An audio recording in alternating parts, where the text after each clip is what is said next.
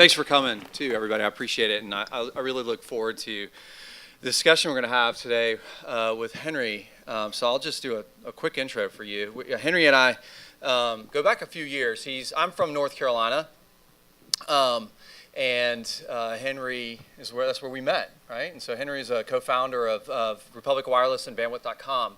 And now is here running Sovereign's Capital. So it'll be great to hear about that story. But today, I think we have a really interesting topic, talking about this finding success in the gray. And, let me just kind of set that up a little bit on what that means. Because I think, especially for you founders, you have to, live life in this kind of strange transition, right? Going from startup to scale up, or I like to say kind of living with the tension. Like, how do you live with the tension? I used to be a professor at the #1 ranked NCAA Division I basketball school. That's not from Chapel Hill at UVA. And we used to talk about, when we taught project management, was there's a tension between the real and the ideal. And kind of life is managing that tension, right? And so this is what I want to talk about today, is how you do that. So Henry, let me just ask one question, just so we can kind of level set this idea of what's a startup versus a scale up. And keep in mind, his perspective is not just a venture capitalist, but somebody who's focused on execution from bootstrap to IPO. So I'm really excited to hear your response to some of these questions. So it's great to be here. Welcome to our little mini ACC basketball rivalry. I've got my Carolina belt on right here. We usually get one in every audience. That's awesome. I love you. That's awesome. Very cool. How many for Jason? How much love for UVA? Any love for you? There's a Wahoo. There we go. Oh, there we go. I heard a wolf pack out there too. So, there is a difference between startup to scale up, and I think that you all know it. And some of the things are obvious, but I think it's probably worth putting together a framework around it. Startup is this time when you come up with an idea and you want to go out there and you want to test it out. You want to fail fast, and you want to get a minimally viable product, and you want to establish product market fit.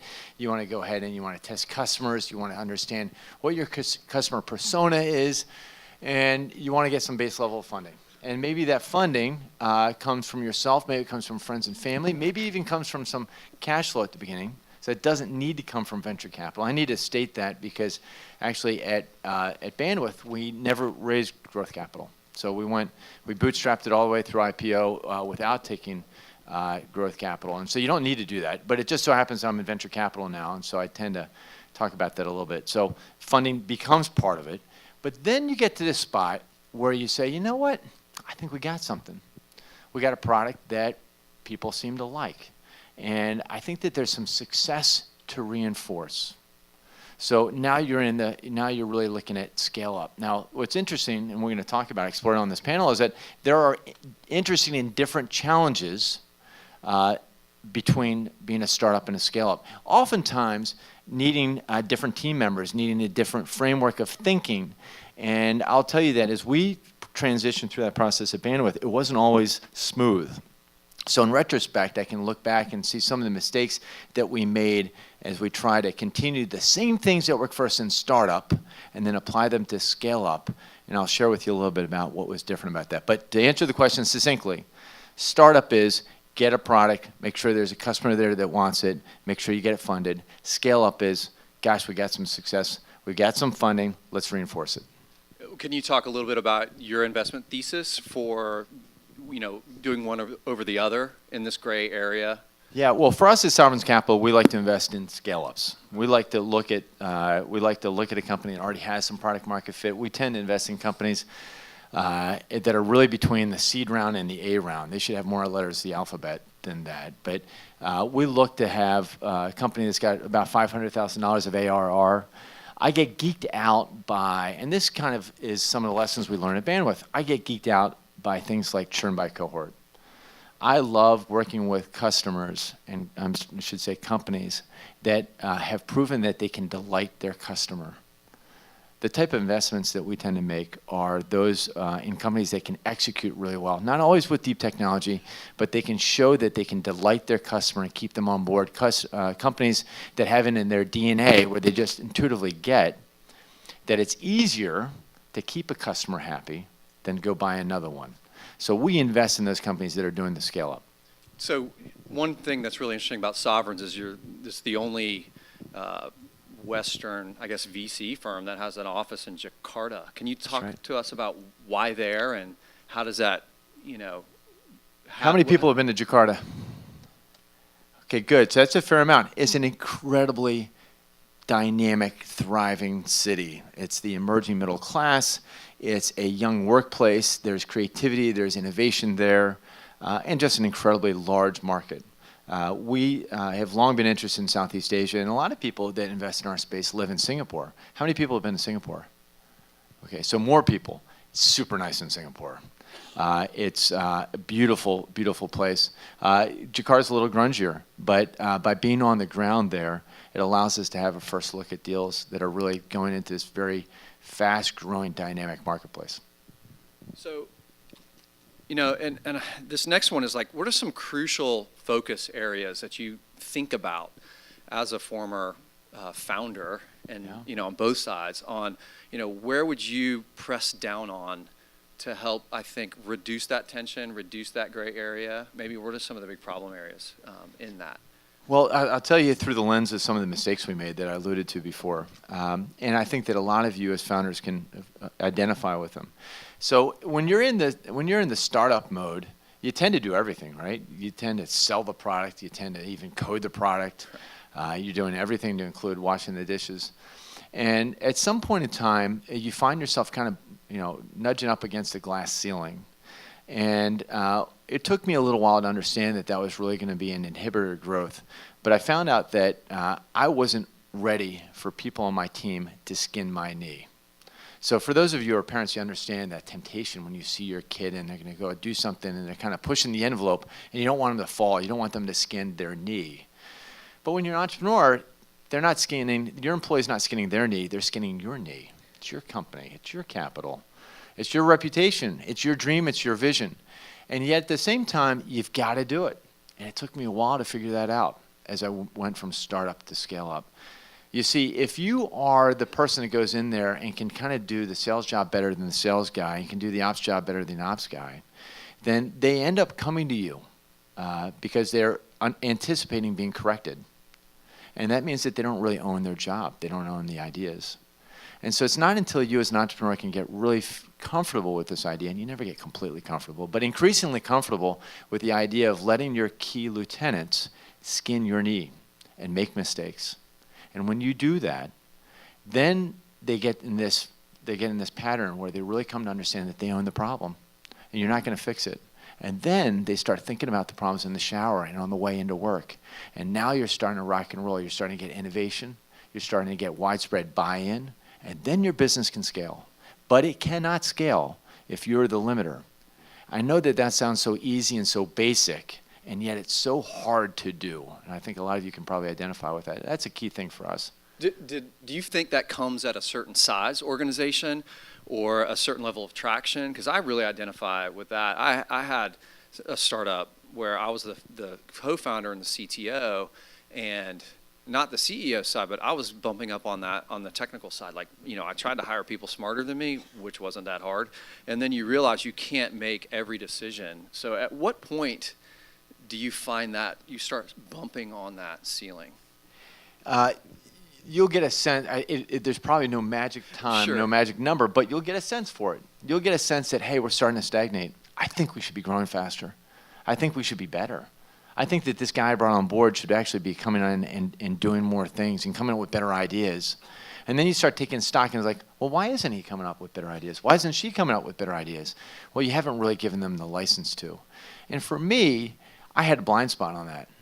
But I have a world-class business partner in David Morgan who helped me see that blind spot. And on occasion, I helped him see his blind spots. But that was one of the things that I really struggled with. He got it easier and earlier than I did. But it comes from, you'll get a sense, when you're starting to stagnate.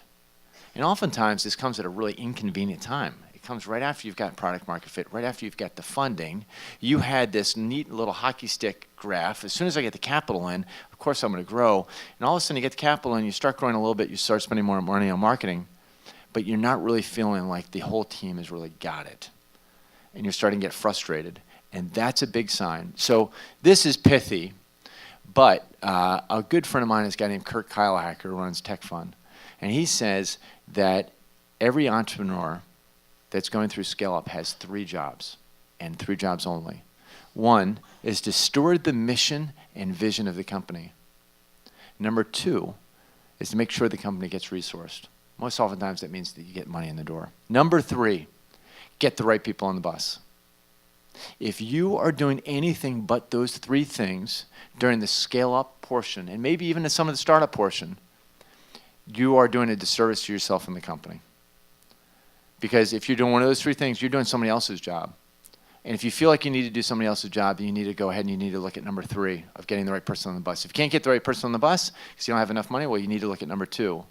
And number 3 and number 2 fall under number 1, of course, because if you can steward the mission and the vision of the company and believe in it and can articulate it, number 2 and 3 will happen. But don't be doing any but those 3 things when you hit scale up.